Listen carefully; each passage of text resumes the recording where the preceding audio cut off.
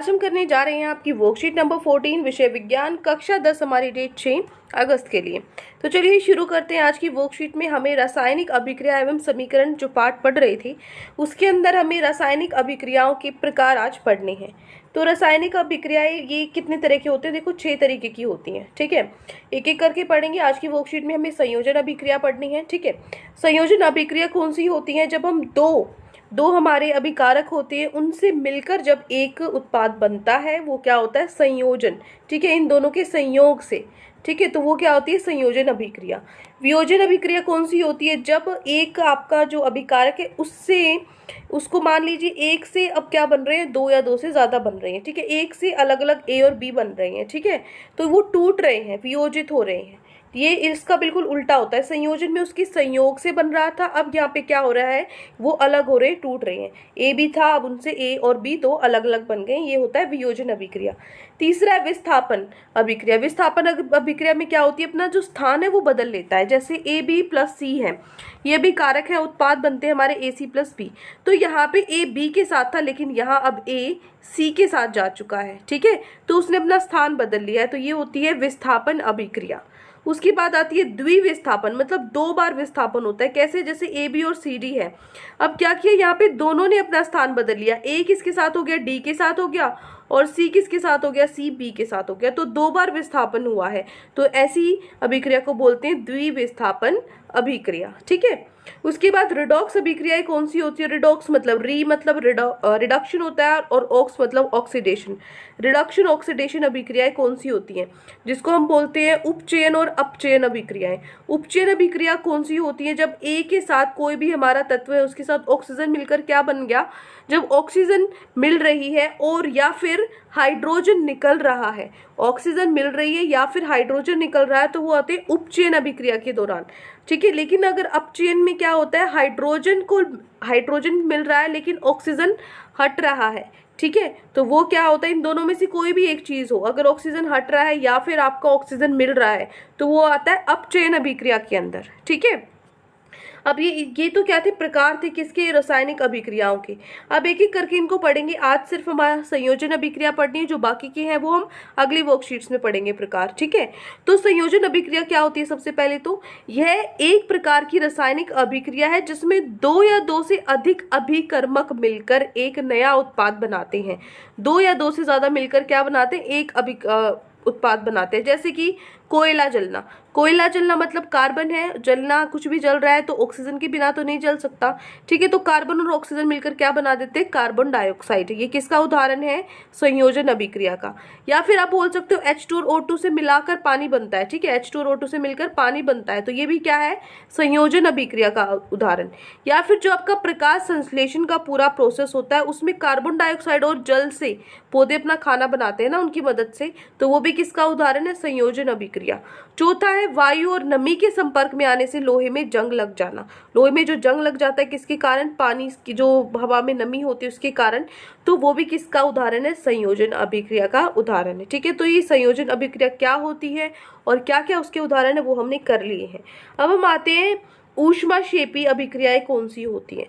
तो जितनी भी क्रियाएं के दौरान जो ऊष्मा उत्पन्न होती है, अगर हीट बनती है, ऊष्मा बनती है, तो तापमान बढ़ता है, तो उन्हें हम ऊष्माक्षेपी अभिक्रिया कहते हैं। प्राकृतिक गैस का जलना, श्वसन, जो हमारा सांस लेने की जो हमारी पूरी प्रक्रिया होती है, ये सब ऊष्माक्षेपी अभिक्रियाएं के उदाहरण है। ठीक है, जैसे CH4 क्या है? मीथेन है। ऑक्सीजन मतलब ये जल रही है तो हमें कार्बन डाइऑक्साइड, वाटर और ऊष्मा, प्राकृतिक गैस का जलना है ये। ठीक है ना, ऊष्मा मतलब जो तापमान है वो बढ़ेगा। ठीक है, ऊष्मा उत्पन्न हो रही है। इसी तरीके से जब हम सांस की जो प्रक्रिया होती है, हमारे श्वसन की जो प्रक्रिया होती है, C6H12O6 ऑक्सीजन की साथ मिलकर क्या बनाता है? कार्बन डाइऑक्साइड और वाटर, और साथ में ऊष्मा क्या होगी? उत्पन्न होगी। ठीक है, आपने ये भी सुना होगा कि जो भुजा हुआ चूना है, भुजे हुए चूने के घोल को हम घरों की दीवारों पे और छत पे लगाते हैं, तो 2-3 दिन बाद हम देखते हैं कि दीवारें चमकने लगती हैं। तो जो भुजा हुआ चूना है जब वायु के संपर्क में आता है, तो जो वायु में उपस्थित कार्बन डाइऑक्साइड होती है ना, उसके साथ मिलकर वो अभिक्रिया करता है और कैल्शियम कार्बोनेट बनाता है। तो इस कैल्शियम कार्बोनेट की वजह से जो दीवारें हैं उनके अंदर चमक आती है। ठीक है, तो इसकी अगर हमें अभिक्रिया लिखनी हो तो पहले तो बिना भुजा हुआ चूना जब पानी के साथ मिलता है तो भुजा हुआ चूना बनता है, फिर हम उसको दीवारों पे लगाते हैं और फिर वो दीवारों पे लगने के बाद जो वायु में कार्बन डाइऑक्साइड होती है उसके साथ मिलकर क्या बनाता है, कैल्शियम कार्बोनेट बनाता है, जिसकी वजह से चमक आती है।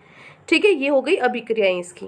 तो यहाँ पे वर्कशीट कंप्लीट होती है। अब हम चलते हैं हमारे प्रश्न उत्तर पे। तो आज की वर्कशीट में आपके बस ये 4 प्रश्न दिए गए हैं जो कि आपके एमसीक्यू विकल्प वाले हैं, जिसमें से आपको 3 विकल्प दिए गए हैं जिसमें से आपको एक सही छांटना है। तो चलो शुरू करते हैं। पहला है आपका बिना भुजा हुआ चूना, जिसको क्विक लाइम बोलते हैं, और भुजा हुआ चूना स्लेक्ड लाइम। ठीक है, ये कौन से होते हैं, CHO होल ट्वाइस, ठीक है, और CaO या CaCO3 या CaO और COH का होल ट्वाइस। तो भुजा हुआ चूना क्या होता है, CaO होता है, और बिना भुजा हुआ चूना क्या होता है, CaO होता है, और भुजा हुआ चूना होता है CaOH का होल ट्वाइस, कैल्शियम हाइड्रोक्साइड। तो जो तीसरा ऑप्शन है ये हमारा क्या हो जाएगा, उत्तर हो जाएगा। ठीक है, ये हमारा क्या है, आंसर है। तो पहले का आंसर क्या है, थर्ड सी पार्ट।